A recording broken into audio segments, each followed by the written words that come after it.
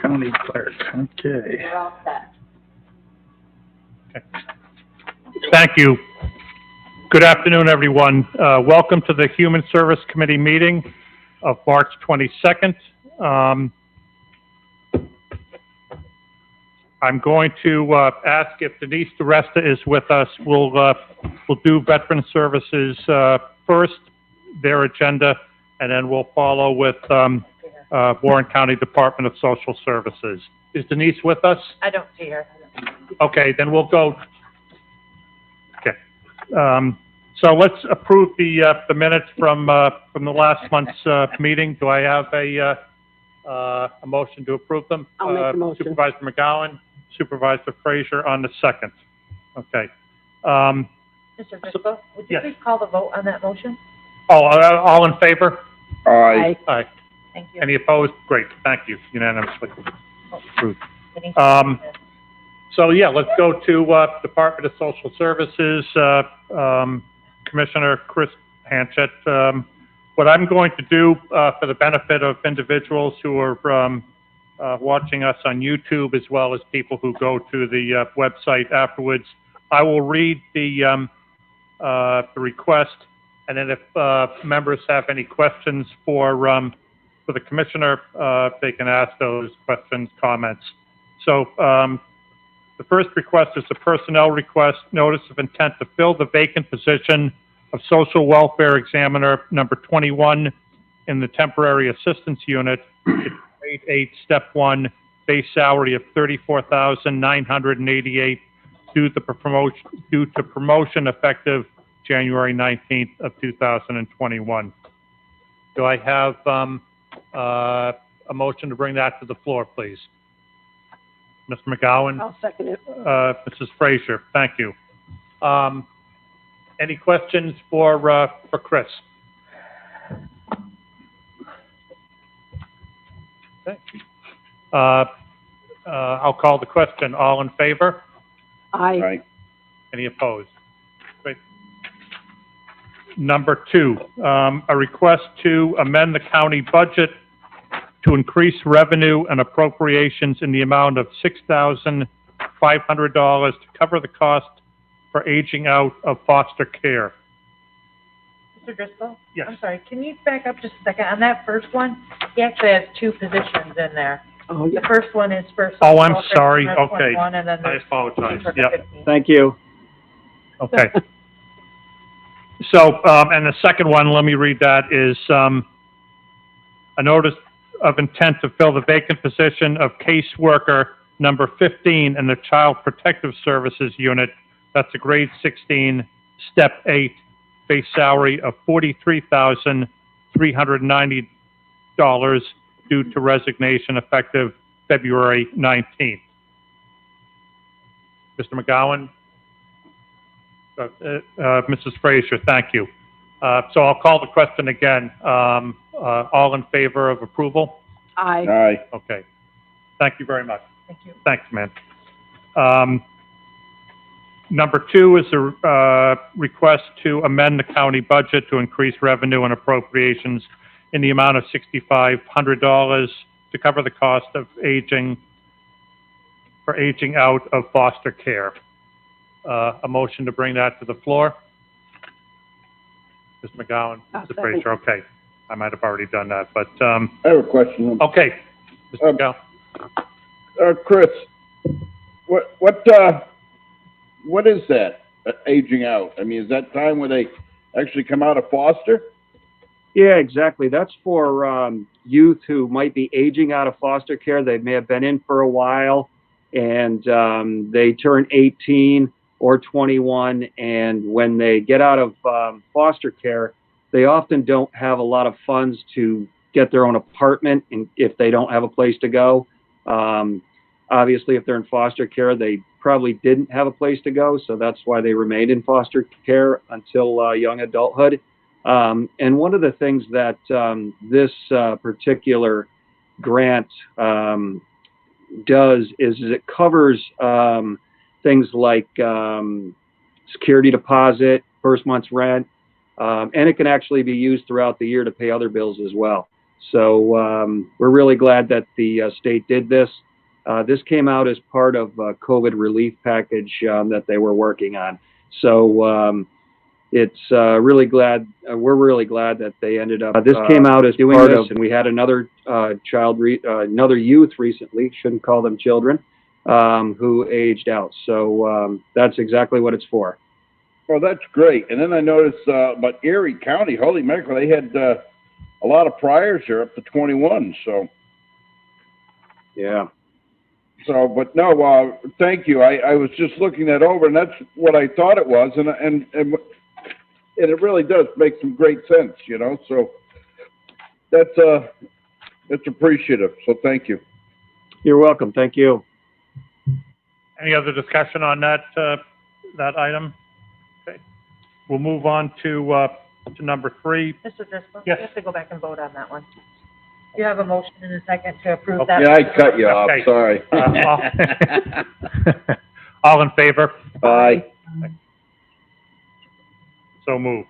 Number 3 is a request to amend the county budget to increase revenue and appropriations in the amount of $20,000 to reflect the reflect the receipt of gift monies from the Children's Committee of Warren County. Do I have a motion to bring that to the floor? Supervisor McGowan, Supervisor Frazier, thank you. Any questions or comments on that particular resolution? Just generous gift. Thank you. Thank you. I will call the question. All in favor? Aye. Any opposed? Aye.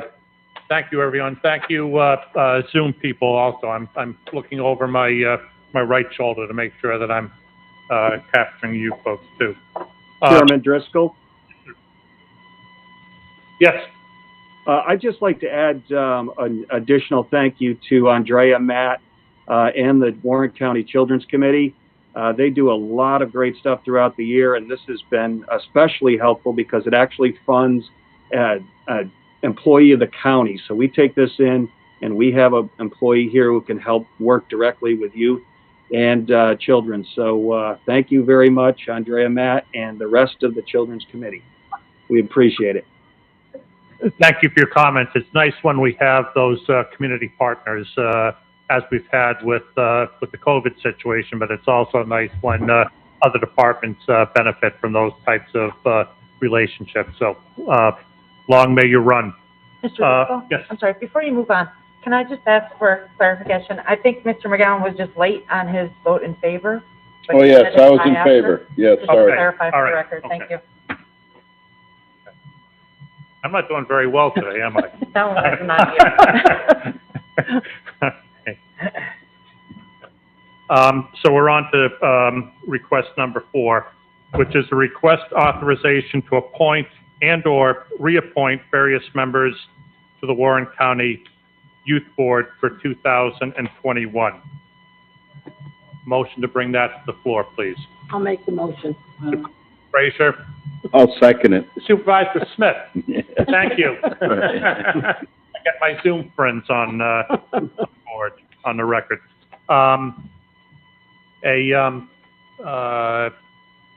So we have the motions. I'll call the question. All in favor? Aye. Any opposed? Thank you. Chairman Driscoll, I'd like to just make a quick comment on that too. The 4 people that we have here today are Wendy Burkowski from Bolton Landing, Jill Metcalf from Employment Training and also Queensbury, Kathy O'Brien from Lake George, and Lori O'Shaughnessy from Queensbury Parks and Rec. We appreciate them volunteering and stepping up to be on the Youth Bureau. The Youth Bureau obviously didn't have a lot of activity last year because of COVID, but we're hoping to ramp that back up. And we appreciate the fact that there are people that are willing to be involved in that. I'd also like to thank Chairwoman Sieber for quickly signing the resolution for the government representatives on the Youth Bureau. I did get that, so thank you very much for that as well. And the county would like to thank all those individuals for sharing their times and talents. Chairwoman Sieber. Oh, Supervisor Driscoll or Chairman Driscoll, you just said it so much better than I could have. Thank you. You read my mind. Okay, great, thank you. Thanks.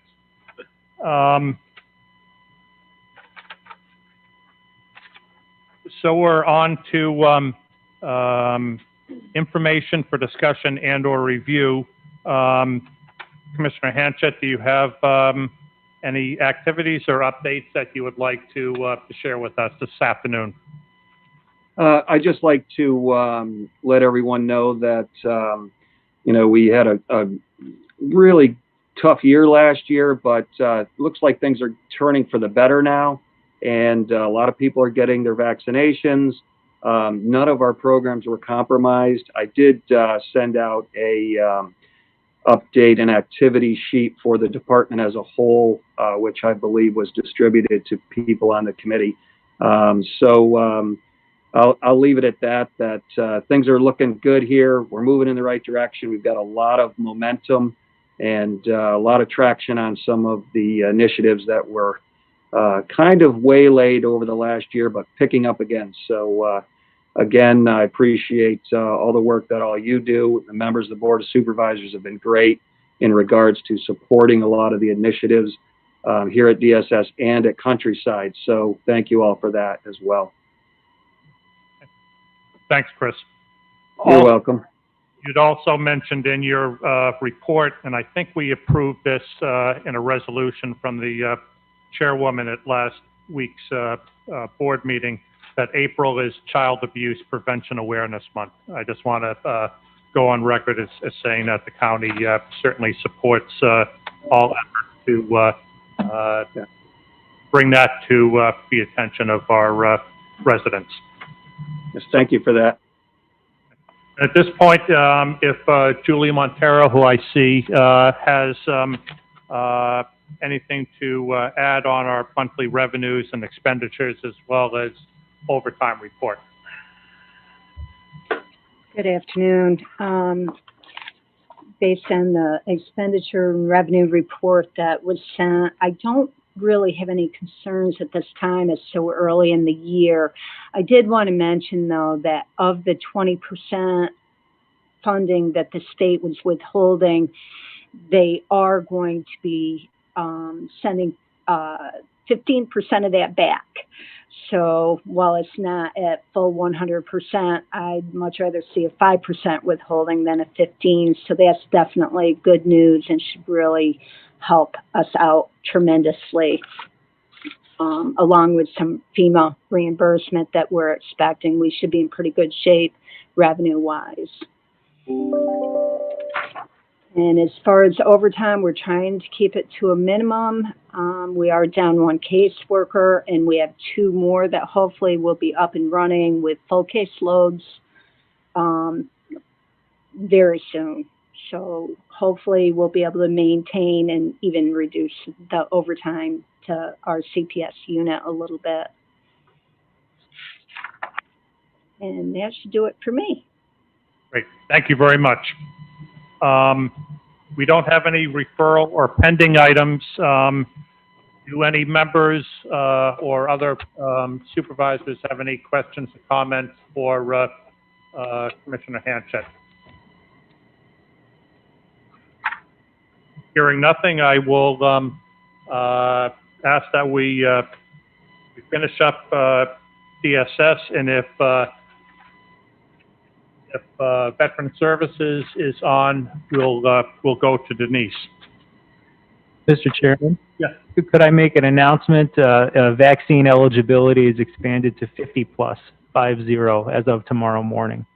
So if you're listening and you're interested in getting a vaccine and you're between 50 and 60 and haven't been able to get it yet, go to Am I Eligible and sign up in our new clinic. Thank you, Mr. Moore. And when I at the last meeting, when I thanked Sudi Adirondack and the folks at Office of the Aging and Health Services, I was remiss in not also mentioning the fact that the town of Queensbury and the Queensbury Center answered the call on a couple of occasions and had some very successful clinics at that facility too. So thank you to them. Denise, are you with us? I'm not here. She's right. Oh, okay. Welcome. Where would you like me to sit? I think, why don't you grab this first chair here. Good afternoon. Good to see you. Good afternoon.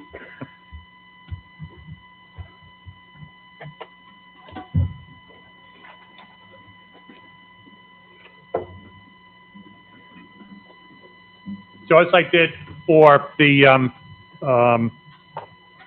social services, you've only got a couple of items, but what I will do is I will read the request, and if members have any questions or comments for you, you can address those. So we've already approved the minutes for the committee meeting from the prior part of this. The request, the first request is to increase the credit card balance from $500 to $1,000. I know that you've been in touch with various members of the Board of Supervisors on that. So do I have a motion to bring that to the floor, please? Supervisor McGowan and Supervisor Smith. Oh, thank you. Yeah, I'll take the next time. Questions or could you maybe just walk us through that, please, Denise? Sure. The current credit card that is earmarked for the peer-to-peer program, with the ramp up of starting the program again, we're noticing that even before, but we're noticing that when we're holding events, we're overlapping in charges. So $500 could be taken up all by one event. And then 2 weeks later, let's say, on another event, we have to keep coming back and asking for a county credit card to support the multiple events that are happening. So it's just more than anything, it's an overlap. Also, the peer-to-peer coordinator might be out in the field, meeting with veterans, and there might be some ancillary charges at a coffee shop or something like that. So $500 just isn't working very well for the needs of the program.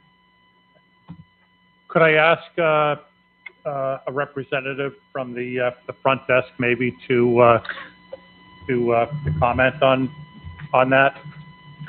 Yes, typically with the credit card requests, we'll ask the department head to go through with the clerk of the board as well as Tammy in the administrator's office. And in this case, that has occurred. Okay. And everyone is in agreement that this is the best way to proceed. Okay, thank you. I just wanted to make sure of that. So, Mr. McGowan? Yes, no, I don't have a problem with that, and I can see that happening. My only question is, are we okay with the new amount of being budgeted, from a $500 a month perspective to, doubling it to $1,000 just in case? Just want to make sure we're covered with monies. I think that was discussed with the administrator and Amanda. So it's not the amount of money that they're spending that's increasing, it's just the amount of the card they're using. They're going to still spend the same amount they would have used, but my office has 3 county credit cards. So the problem is that with the peer-to-peer person, sometimes they have things that come up and there's not time for them to come in, or if it happens on a weekend when no one's here, they don't have a card. So if they increase the limit, they can use their own card instead of coming here to get one. They're not spending more. They would just have more credit on that card to spend the same amount. Thank you for the clarification. So we've already, You do have a motion and a second. okay, yeah, so, all in favor? Aye. Okay, any opposed? Great, thank you. Now we've got discussion items,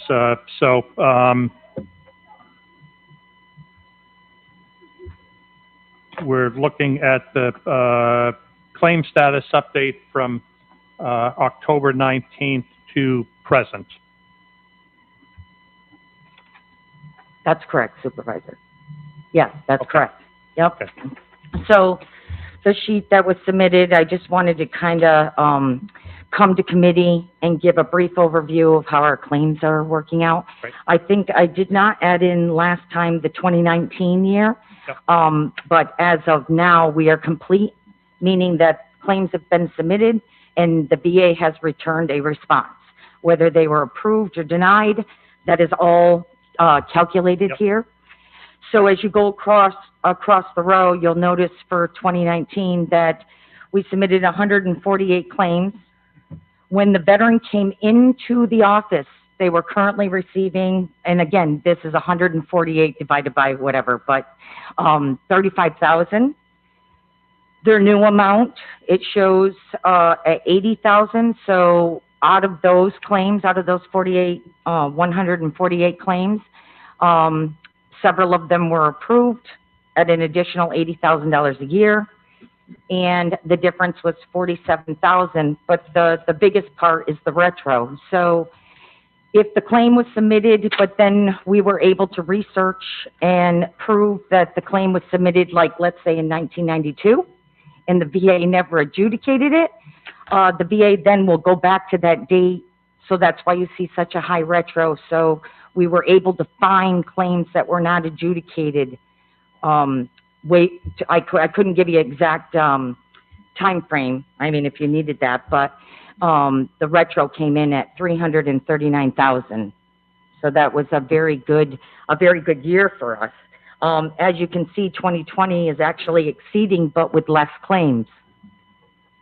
I do know that I had one veteran in 2020 that the retro came in at 181,000 just for one veteran, because we had a little bit more time and we did some research and found that he did receive a claim that he submitted back in 1992 that the VA never adjudicated.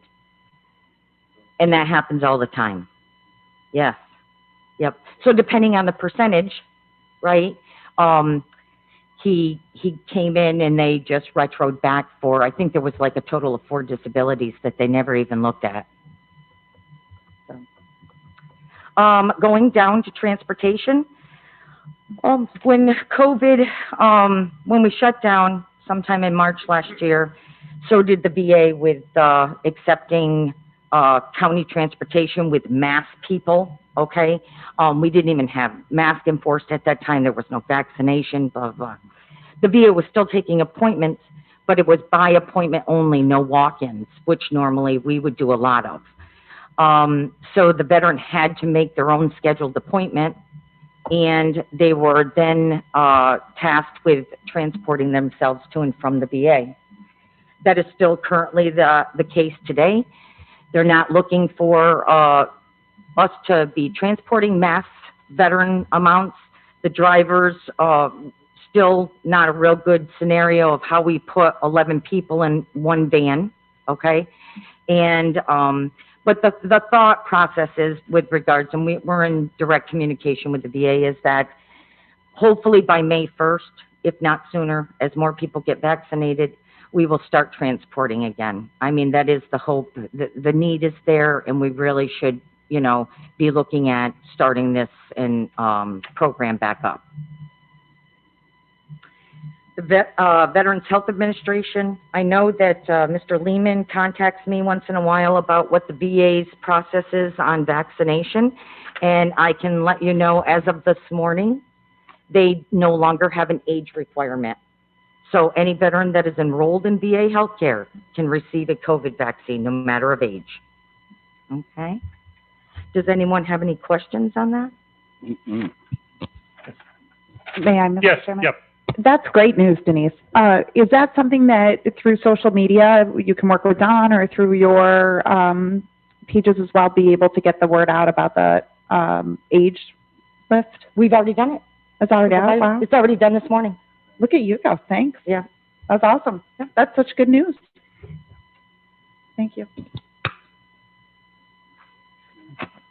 Yeah. Thank you. Denise, on the VA, is this nationwide now that all veterans can go to VAs and get vaccinated at any age, no restrictions? So Supervisor, you have to be enrolled in VA healthcare. If the veteran is not currently enrolled, certainly they can get enrolled into the VA healthcare program, and at that point, yes, no age restriction.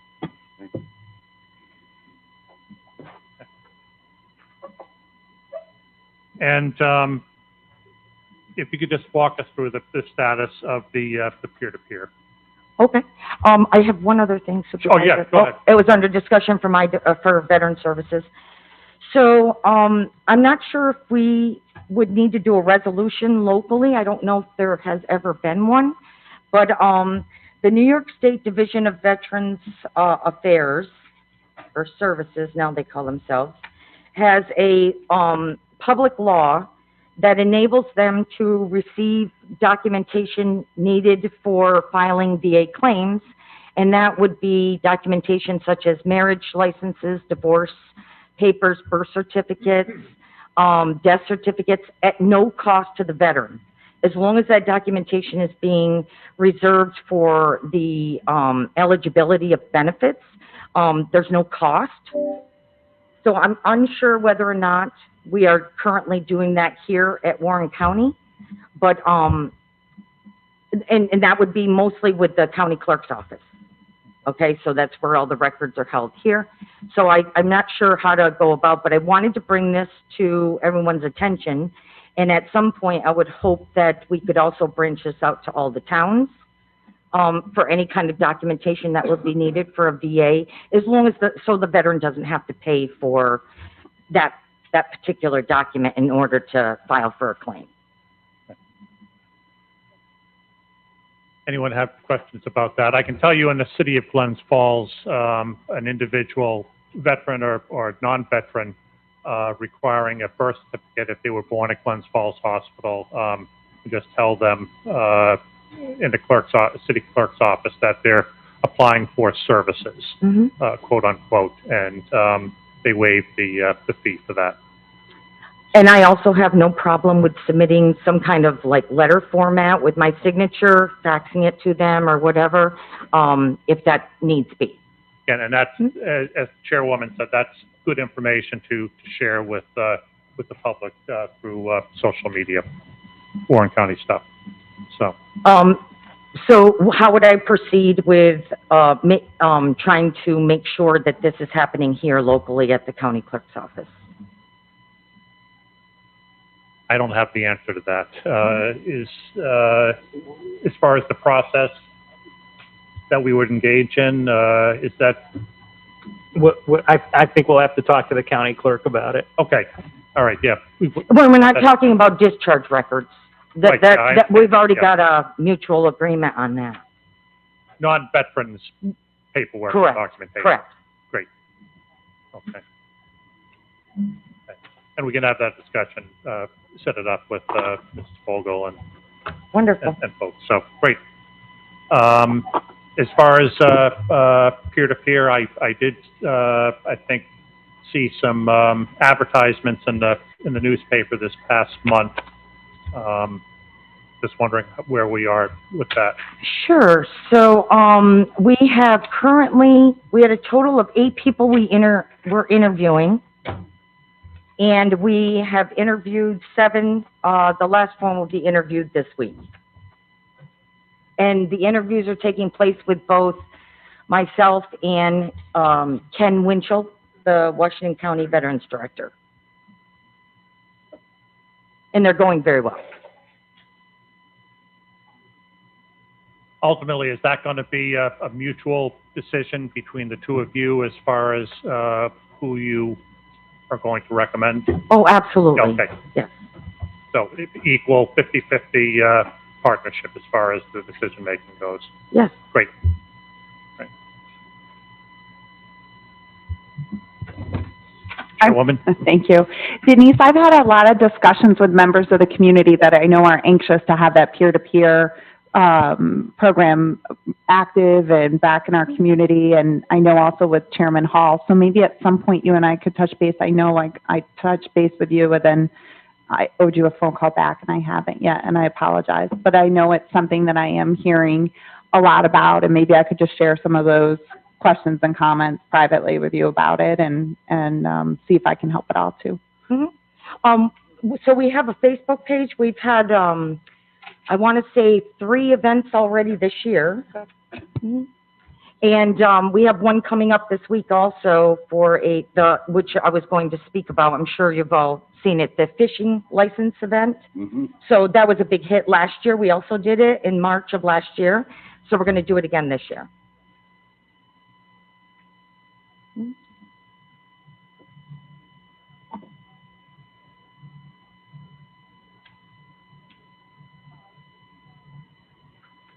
And actually, can you give the dates of the fishing license opportunity? Absolutely. It is the 25th, which is Thursday from 4 to 7 p.m., being held at Dick's Sporting Goods.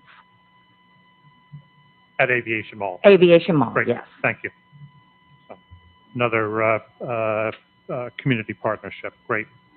So, are there any other questions or comments by the members? Okay. If not, I will ask for a motion to adjourn. Oh, yeah. Oh,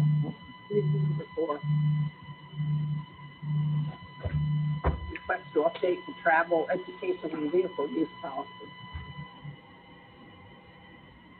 and I apologize. I came with not the most recent agenda, and okay. So can I bring a motion to bring number 4 to the floor, please? I'll make the motion. Okay. Do I have a second on that, please? Supervisor McGowan, thank you. Sorry. Okay. Any discussion about number 4, please? I'll call the question. All in favor? Hi, Chairman. Can I just pop in for a second? I wanted to see if anybody had checked with HR about that change to the policy.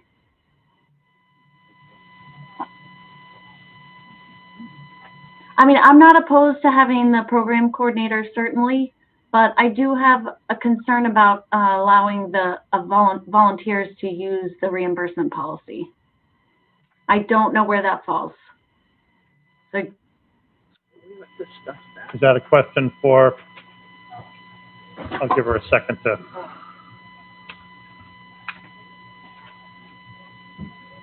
I think that the proposal here is to, right, Tammy, we're going to bring this to finance. Yeah. And because this is not the only department that's seeking changes to this. Yes, there's 4 departments that are seeking travel policy. So there are 4 departments seeking changes to the travel policy. So the request here is to advance it to finance, so long as the committee is okay with the concept of all of the people that are involved in this program having the ability to do this. So the motion would then be to move this to finance, Right. to approve the concept and move it to finance for that committee. But I do think it's a valid question as to how this is going to propose to be managed. It's a change in the amount of money. We're marrying Saratoga We haven't County. really discussed it. Change in have the position. Yeah. It's a change in the amount of money. Thank you, Mr. Chairman. Yep. This is for volunteers of the peer-to-peer program. Yes, that is correct. We're actually mirroring the Saratoga County peer-to-peer program. They also do the same exact thing. The program coordinator and the mentors who would meet with veterans sporadically whenever needed, that they would then hand in a mileage voucher at the end of every month and be reimbursed for their mileage. Yeah. Denise, can you explain on this peer-to-peer program, what would these folks be doing? What would they be covering? How does this help? So the Joseph P. Dwyer program was meant to assist veterans who are at risk of homelessness and suicide. So these mentors would be meeting with veterans within Warren and Washington County who just need somebody to talk to, supervisor. So they might take them out for coffee. Maybe they're hungry and they're getting them lunch. I mean, it could be, you know, anything really, just a coffee at, Cumberland Farms, you know, and then a long discussion, you know? So, it's not, I mean, we certainly can get more detailed information from Saratoga County, but, we don't even have any mentors right now, so I'm pre-planning. But we are absolutely mirroring Saratoga County's peer-to-peer program, and they have been in effect since 2012. And if I may, Mr. Chairman? Yes. And have you budgeted for reimbursement, for mileage reimbursement? Is that in your budget now? And if not, how much do you think it would be altogether for these volunteers? Right, so, okay, It's 100% reimbursable Yes. by the grant. yes. Yeah. Okay.